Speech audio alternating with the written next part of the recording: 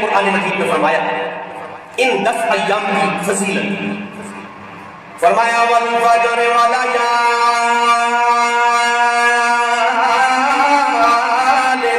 عشر والشفع والوتر والليل إذا يسر هل في ذلك قسم مبين۔ اللہ کریم نے فرمایا والفجر ہے،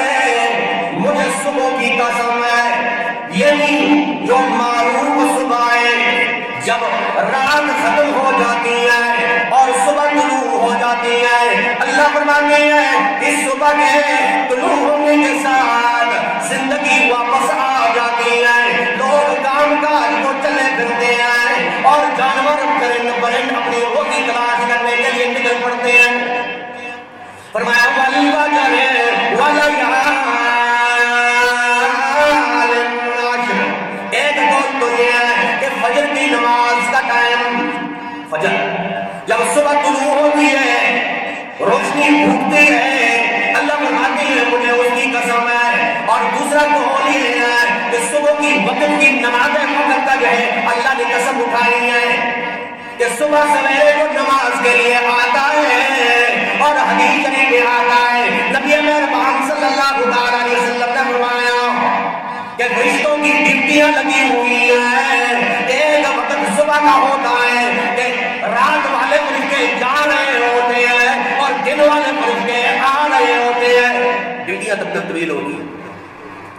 رات والے فرشتے جا رہے ہوتے ہیں اور صبح والے فرشتے آ رہے ہوتے ہیں۔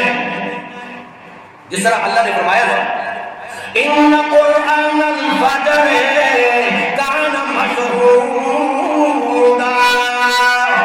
فرمایا فجر کے وقت قرآن کا پڑھنا اتنا عظمت والا ہے کہ اس کے گواہ فرشتے بن جاتے ہیں،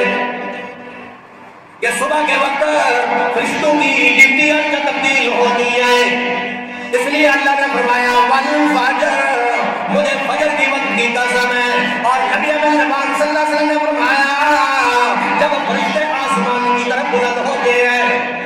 فرشتے آسمان کی طرف بلند ہوتے ہیں، اللہ کے پاس جاتے ہیں تو رب ذوالجلال کو معلوم ہے، لیکن پھر بھی اللہ کریم یہ پوچھتے ہیں فرشتوں بتاؤ نا میرے بندوں کو کس حالت میں تم نے پایا، کس حالت میں؟ وہ کہتے ہیں اللہ عصر کے وقت جب ہم وہاں سے آ رہے تھے اور فجر کے وقت جب ہم وہاں سے آ رہے تھے اور عصر تک ہم وہاں ڈیوٹیاں کر رہے تھے، اللہ عصر کے وقت بھی ہم نے نماز پڑھتے دیکھا، فجر کے وقت بھی نماز پڑھتے دیکھا ہے، گویا فرشتے آ رہے تھے تب بھی نماز پڑھ رہے تھے، عصر کے وقت واپس جا رہے ہوتے ہیں تب بھی نماز پڑھتے ہیں۔ اس لیے تو نبی مہربان صلی اللہ علیہ وسلم کیا فرمایا حافظوا علی الصلوات والصلاۃ الوسطی وقوموا للہ قانتین، لوگوں ساری نمازوں کی حفاظت کرو، خصوصیت کے ساتھ درمیانی نماز کی حفاظت کرو۔ ایک روایت میں آتا ہے کہ صبح کی نماز درمیانی نماز ہے، اور ایک روایت میں آتا ہے کہ عصر کی نماز درمیانی نماز ہے۔ اس وجہ سے راز کیا ہے؟ اس لیے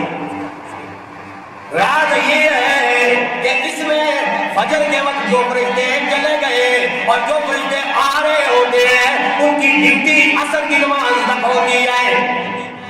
فرشتے جب آ رہے تھے دیکھا اللہ کے بندے نماز پڑھ رہے اور عصر کی نماز کو پابندی آپ دیکھی، عصر کی نماز میں پڑھی تو جو فرشتے واپس جا رہے ہیں، صبح کو آئے اب واپس جا رہے ہیں، تو اللہ کو کہتے ہیں فجر کے وقت آئے تھے تب بھی نماز پڑھ رہے، عصر کے وقت آئے تب بھی نماز پڑھ رہے۔ اللہ کے ہاں عبادت میں آپ کا وقت لکھا جا رہا ہے، یہ گواہ ہے۔ فرمایا والفجر، اللہ فرماتے ہیں مجھے صبح کی قسم ہے۔ ایک روایت ہے عام صبح مراد، ایک روایت ہے ایک قول یہ ہے کہ نماز فجر مراد، اور ایک قول یہ ہے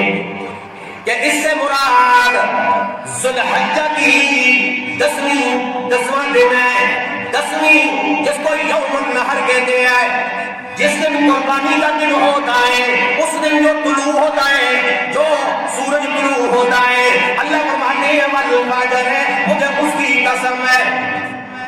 گویا یہ عید الاضحیٰ کے دن صبح کا وقت ہو رہا ہے. اور زیادہ راجح اور مستند قول بھی اس سے مراد ذو الحجہ کی 10ویں تاریخ اور صبح کا وقت ہے جس دن عید الاضحیٰ ہوتی ہے ہمارے پاس، مسلمان عید مناتے ہیں. تو اللہ کریم فرماتے ہیں والفجر وليال عشر والشفع والوتر. اللہ کریم فرماتے ہیں مجھے صبح کی قسم ہے، عید الاضحیٰ یوم النحر کا دن یہ ہوتا ہے جس دن مسلمان قربانی کرتے ہیں، مجھے اس کی قسم وليال عشر اور 10 راتوں کی قسم ہے. 10 راتیں یعنی ذو الحجہ کی ابتدائی جو راتیں ہیں وہ 10 راتیں ہیں. اللہ فرماتے ہیں مجھے اس کی قسم ہے، 10 راتوں کی قسم. والشفع والوتر اور جفت کی قسم ہے، تاک کی قسم ہے. دن بنتے ہیں وہ تاک، یعنی ذو الحجہ کے دن 9 تاریخ تک 9 دن بنتے ہیں تاک، راتیں بنتی ہیں 10 یعنی جفت. تو اللہ کریم نے فرمایا والشفع والوتر، فرمایا مجھے جفت کی قسم ہے، مجھے یسرا اور اس رات کی قسم ہے جب وہ جا رہی ہوتی ہے. یہ سارا رمضان المبارک کے اندر عید الاضحیٰ عید الفطر کا جو دن ہوتا ہے اس سے پہلے جو رات ہوتی ہے بڑی مبارک ہے، اللہ کے ہاں بڑی مقبولیت کی والی رات ہوتی ہے. تو اللہ کریم فرماتے ہیں ذو الحجہ کے مہینے کے اندر بھی 9 ذو الحجہ اور 10ویں دن عید جو ہوتی ہے تو 9 ذو الحجہ 10 ذو الحجہ کے درمیان میں جو رات ہوتی ہے، اللہ فرماتے ہیں واللیل اذا یسر، فرمایا اس رات کی قسم ہے جب وہ جا رہی ہوتی ہے. حل بھی ذالک قسم اللہ نے ان کی فضیلت ذکر کرنے کے بعد فرمایا کیا تمہیں معلوم نہیں ہے کہ یہ جو 10 دن یا 9 دن اور 10 راتیں یا 9 راتیں، فرمایا ان کی تو فضیلت اللہ نے ذکر کی ہے، اہل عقل کے لیے بہت بڑی عبرت ہے، اہل عقل کے لیے بہت بڑی عبرت ہے. تو ہم نے عرض کیا یہ جو ذو الحجہ کے ایام ہیں بڑی فضیلت والے ہیں. روزہ رکھنا نبی مہربان صلی اللہ علیہ وسلم کی سنت ہے، اور ایک سال پچھلے اور ایک سال اگلے روزہ رکھنے کی برکت سے اللہ اس کے گناہوں کو معاف کرتا ہے. اتنی بڑی فضیلت ہے. تو یہ ذو الحجہ کا مہینہ جب آتا ہے تو حضرت ابراہیم علیہ السلام کی وہ ادائیں نظر آتی ہیں، وہ وفائیں نظر آتی ہیں. ہم نے پچھلے جمعوں کے اندر ذکر کر چکی ہیں. ابراہیم علیہ السلام اپنی اہل و عیال کو دعوت دے رہے ہیں، نہیں مانی. اپنے والد کو دعوت دے رہی ہے، نہیں مانی. بادشاہ وقت کے سامنے کھڑے ہو کر کلمہ حق ادا کیا، اس نے بھی نہیں مانی. اور پھر عملی طور پر ان کی عبادت گاہ میں آئی اور سارے اعلان کو توڑ دیا. جب واپس آئے انہوں نے ابراہیم علیہ السلام سے پوچھا کہ آپ نے یہ ہمارے اعلان کے ساتھ برا کیا ہے؟ تو حضرت ابراہیم علیہ السلام نے فرمایا کرنے والے نے جو کر دیا ہے پوچھنا ہے تو بڑے سے پوچھیے نا. کلاڑا اس کے کندھے پہ موجود ہے. کہنے لگے ابراہیم آپ تو جانتے ہیں یہ بولتے بھی نہیں سنتے بھی نہیں، فرمایا کہ بولتے نہیں سنتے نہیں، پھر ان کی عبادت کیوں ہے؟ اب سمجھ گئے کہ ابراہیم علیہ السلام نے کیا آگ میں ڈالا، اللہ نے آگ کو گلے گلزار کر دیا. یہ واقعہ ہم پچھلے جمعے کے اندر ذکر کر چکے. اب ابراہیم خلیل اللہ علیہ السلام آگ سے نکلے، فرمایا انی مہاجر الی ربی، میں اللہ کی طرف ہجرت کرنا چاہتا ہوں، اللہ کی طرف ہجرت کرنا چاہتا ہوں. اہل و عیال کو چھوڑ دیا، قوم قبیلے کو چھوڑ دیا، دنیا کے نفع نقصان کو کی پرواہ نہیں کی، اپنی جان تک بھی نذرانہ پیش کرنے کے لیے تیار ہو گئے. حضرت ابراہیم خلیل اللہ علیہ السلام روانہ ہو گئے. راستے کے اندر پہنچے، ایک ظالم جابر بادشاہ حضرت سارہ رضی اللہ تعالیٰ عنہ، حضرت ابراہیم علیہ السلام کی اہلیہ صاحبہ، دو آدمی ایمان لائے، سارہ حضرت لوط علیہ السلام بھتیجا، بعد میں اللہ نے اس کو نبوت عطا کی۔ راستے میں پہنچے اور بادشاہ نے کہا یہ 7 عام کی عورت کون ہے؟ کہا یہ میری اسلامی بہن ہے، اسلامی بہن ہے، کیونکہ بہن کو وہ کچھ نہیں کہتا، بیویوں کو وہ قبضے میں لے لیتے۔ حضرت سارہ کی طرف ہاتھ بڑھایا، گناہ کی طرف، گناہ کے ارادے سے اللہ نے زمین میں دسا دیا، پھر توبہ کی، استغفار کی، پھر باہر نکل آیا، پھر ہاتھ بڑھایا گناہ کے ارادے سے، پھر زمین میں دسا دیا گیا،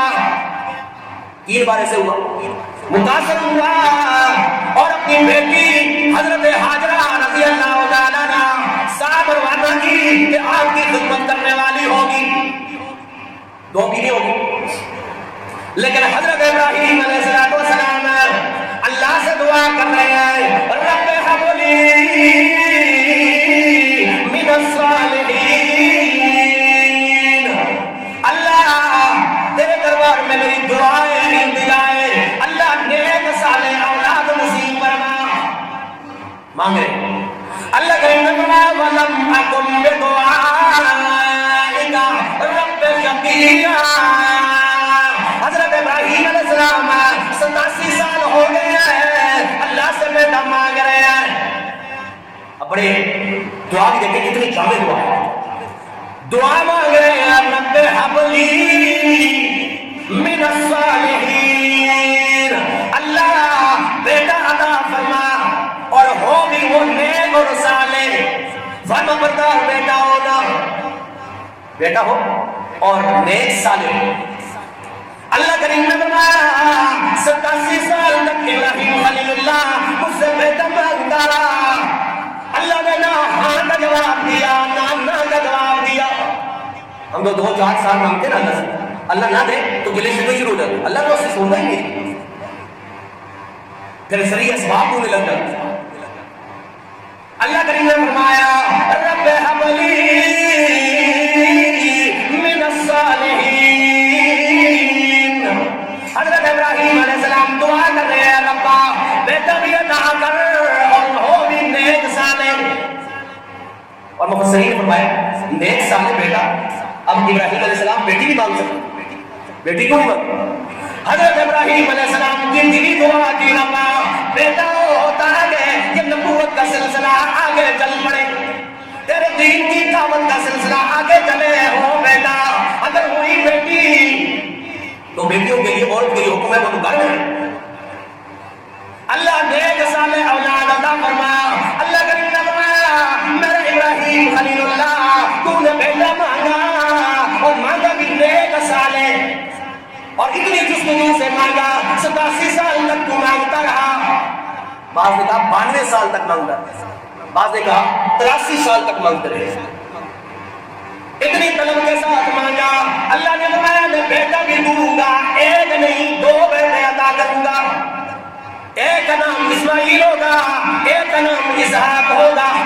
اور آپ نے مانگا نیک صالح، میں ان کو نیک صالح بھی بناؤں گا، اپنا نبی بھی بناؤں گا۔ یہ ہے اللہ سے مانگنے کی برکات، رب کا دامن چھوٹنے نہ پایا۔ لیکن ابراہیم علیہ السلام 2 بیٹے مل گئے، کوئی عقل نہیں ہے، کوئی غرور نہیں ہے، کوئی تکبر نہیں ہے، اور کہنے لگے الحمدللہ الذی وہب لی علی الکبر اسماعیل و اسحاق۔ اے رب تیرا شکر ہے، الحمدللہ، الحمدللہ اللہ تیرا شکر ہے،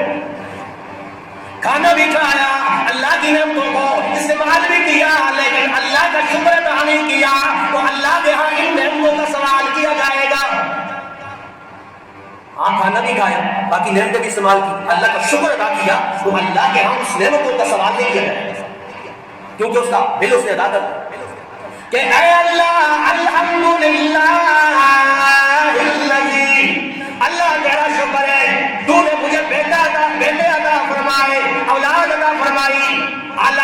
ہمارے بڑھاپے کے اندر جس میں انسان لاغر ہوتا ہے، محتاج ہوتا ہے، کوئی ذریعہ سبب نہیں ہوتا ہے، اللہ تو نے اولاد تو دی، بڑھاپے میں دی، اور ایک مانگا میں نے بیٹا تو نے دو عطا کر دیے، دو بیٹے تھا، شکر ادا کی، تو اللہ کریم کی طرف سے پھر آزمائش آئی، میرے ابراہیم خلیل اللہ علیہ السلام اپنے بیٹے کو اسماعیل علیہ السلام کو اس اماں جان کو بیابان جنگل میں چھوڑ دیا، فلاں علاقہ ہے اس نے چھوڑ دیا۔ حضرت ابراہیم خلیل اللہ نے سوال نہیں کیا، ربا کتنی منتوں سے میں نے مانگا ہے، کتنی طلب کے ساتھ مانگا ہے، اللہ یہ میرا بیٹا اگر میں نے بیابان جنگل میں چھوڑ آیا کوئی ویڑیا کھا جائے گا، اللہ کچھ جانور کھا جائے گا، نہیں، اللہ کا حکم پورا کرنے کے لیے اپنی بیوی کو بھی اور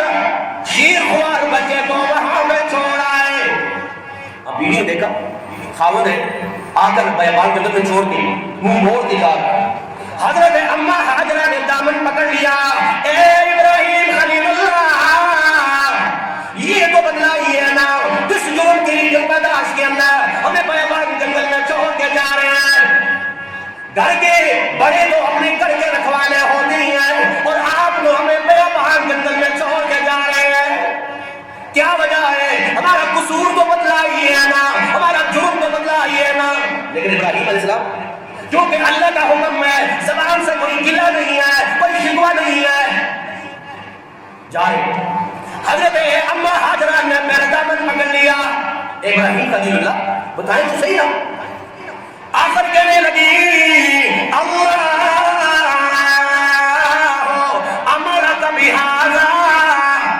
کیا یہ اللہ کا حکم ہے آپ کو ہمیں یہاں پہ چھوڑنے کا؟ تو اس وقت ابراہیم علیہ السلام نے فرمایا ہاں یہ اللہ کا، فرمایا اے ابراہیم خلیل اللہ اذ اللہ یزیعنا، ہمارا ایمان ہے، ہمارا یہ عقیدہ ہے، اللہ کی قسم ہے آپ چلے جائیے نا، میرا رب ہمیں کبھی ضائع نہیں ہونے دے گا۔ کیا تو عقل تھا ان عورتوں کا؟ ہماری عورتوں کو بھی دیکھیں، تھوڑا سا فقر و فاقہ آ جائے، کمی آ جائے مال میں، گلے و شکوے شروع ہو جاتے،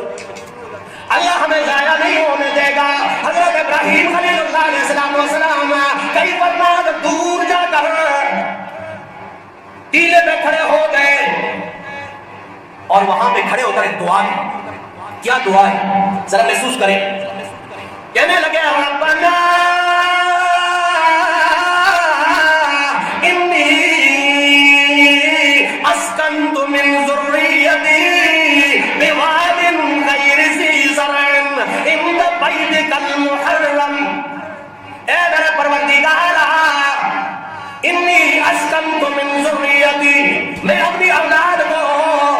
چھوڑے جا رہا ہوں، اللہ بیابان جنگل ہے، دور دور تک کوئی انسان نظر نہیں آتا ہے، کوئی جانور نظر نہیں آتا ہے، اللہ چٹیل میدان ہے، اللہ نے یہاں پہ آگے آباد کر دیا اپنی اولاد کو، اپنی اولاد کو یہاں پہ چھوڑا ہے۔ آج یہاں پہ کعبۃ اللہ ہے، آج کعبۃ اللہ کے اوپر چکر لگاتے ہیں، سال چکر لگاتے ہیں، یہ جگہ حضرت اسماعیل علیہ السلام پڑے ہیں نیچے زمین پہ، اس حضرت اماں ہاجرہ بیٹی ہے مضطرب پریشان، کچھ وقت کا ساتھ